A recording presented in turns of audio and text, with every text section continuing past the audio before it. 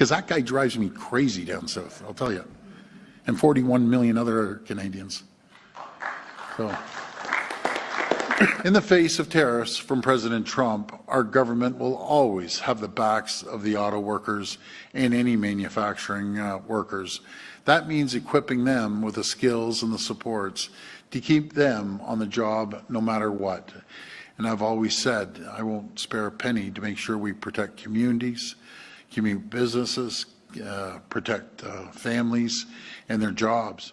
You know, we have two choices with President Trump. You roll over or you fight like we've never fought before.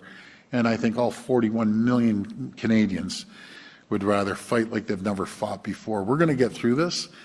There'll be a few bumps in the road, but we're going to make ourselves the most competitive jurisdiction anywhere in the G7 for companies to come here and attract, and no matter if it's the economic development departments within your regions or Vic Fideli flying all over the world and attracting new companies. And I had a meeting with Vic the other day, our Minister of Economic Development and Trade, and we saw a list, 3 pages long.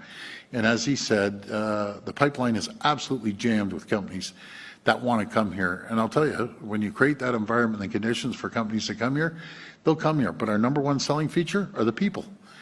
We have the highest skilled people anywhere in the entire world. We graduate 70,000 STEM graduates, and some right in this area. But that's not it. We're going to move that up to 100,000. And no U.S. state can say they're graduating 70,000, not to mention 100,000. And I met with a few companies, and the first thing that came out of their mouth, Mayor, was the talent pool here. You can't beat the talent pool, no matter if it's the tech sector, the health sector, or the manufacturing sector. We have the best of the best, but we're never going to give up. We're going to fight like we've never fought, as I mentioned earlier. And I just want to thank each and every one of you. It's Team Ontario, Team Canada. And there's one thing President Trump has done. One thing. That's the only credit I'm going to give this guy, is he's united the country. He's united the country no matter what political stripe you're from.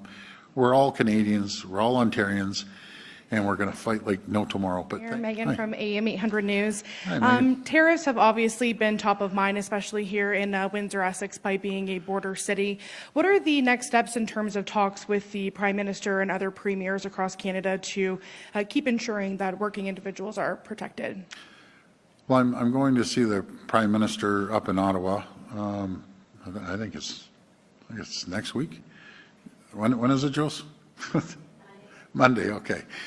See, I listen to the boss there. So Monday I'm going up to have a one-on-one meeting with the Prime Minister, and I've told him how I feel. We got to create the environment, and just a few things we can do can really change things. Number one, we're taxed to death. Simple as that. And, highest tax bracket's 54%. And believe me, you don't have to be making millions to be at 54%. You make a couple $100 grand and 54%, and when you go out shopping, all the taxable goods that you buy, so we're left with nothing in our pockets. And Economics 101, put money into people's pockets. They're going to go out and spend it. As simple as going out for dinner, buying a pair of sneakers, buying jeans. That stimulates the economy. And that $3 billion we gave back to the taxpayers this year, they went out and they spent it. And I'm happy they did spend it. And then you do the same for the companies. That's actually, the companies even probably more important. You reduce the corporate tax. When I had our facility, when I opened up in 98, 99 and in the U.S. in Chicago, going into 2000, the Canadian corporate tax was lower than the U.S.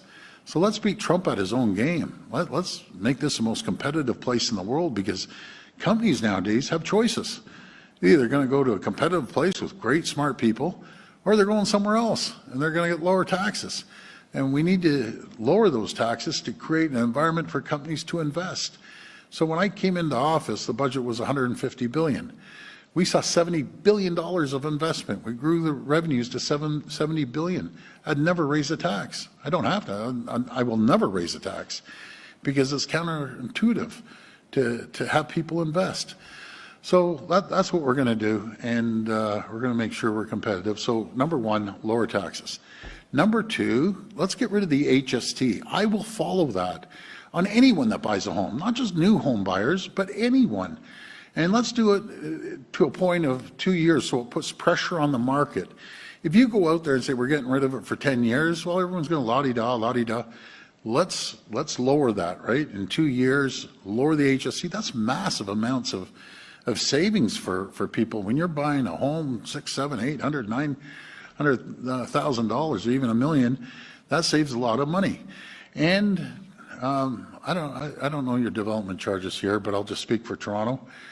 Before you get shovels in the ground, it's like $140,000, $150,000. It's over more than 200, it's probably closer to $300 a square foot. So they have to pitch in as well. And the last thing, message to the Governor of the Bank of Canada, you have to lower those interest rates. We're at 2.75%. You said you'd lower them if we were below 2% inflation. We're at 1.9%. Start creating the environment. You play a massive role in making sure our economy goes. So you can't be sitting back. And in my opinion, just my personal opinion, the economy at this point in time trumps inflation. We can hold inflation, but you have to lower interest rates. And then people will go out there and buy homes. So you put those few things together, and our economy is going to take off like that. This is a no-brainer. So me and my friend up in Ottawa, we're going to have a heart-to-heart. Well, he knows how I feel already, but he's doing a good job, by the way, too.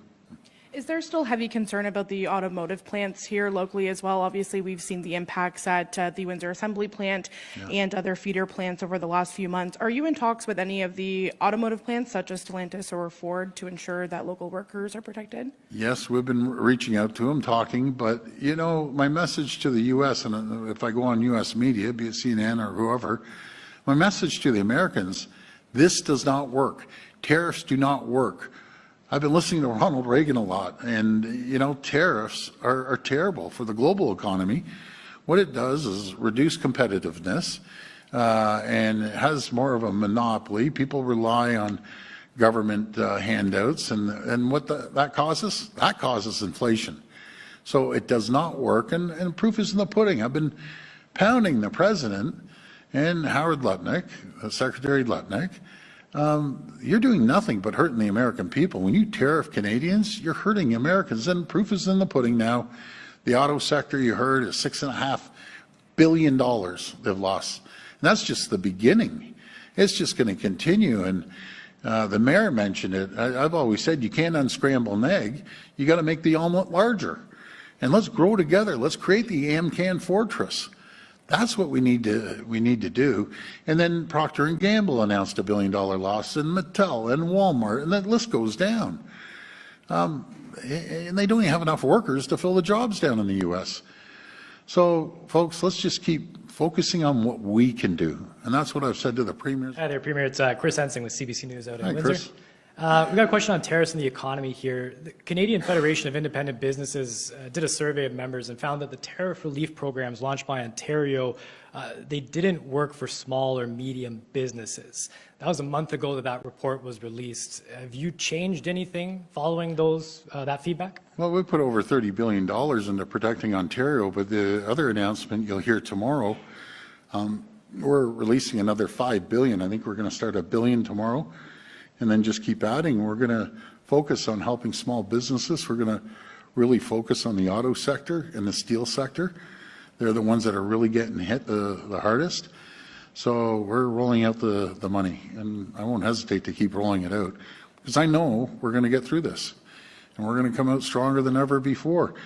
And what we're going to do as well, we're onshoring. We're going to onshore all these products. I love using the aluminum can scenario. We don't have an aluminum can like the Molson beer in Labatt's that Flacky loves to drink all the time. That can actually comes from the U.S. It gets printed, gets converted, so the aluminum gets 25% tariff down, 25% tariff back. And I sat back and thought, boy, you got the Pepsis, the Cokes, the craft brewers, you got Molson's, Labatt's. Like, what are we doing buying the cans down there when we have access to our aluminum? Let's produce it here. So guess what? We have aluminum can companies coming here. saying we want to do it. Same with tin cans too. Our friends at Primo down the street, up in your area, I think, Anthony, they're saying, well, by all means, I don't want to buy our tins anymore. All the food manufacturers we had at Queen's Park, and the total is about, they use about 1.25 billion cans. Again, that tin comes from DeFasco, gets shipped out to California, it gets converted and comes back. It's crazy. It's absolutely crazy. And I-beams, steel beams too, same thing. We're going to start manufacturing steel beams here. And anything that we can onshore, we can onshore because we have the market here. We buy $359 billion worth of products off the U.S. That's more than Japan, China, Korea, UK, and France combined. So we don't have to take a backseat to anyone, and we sure don't have to take a backseat to President Trump.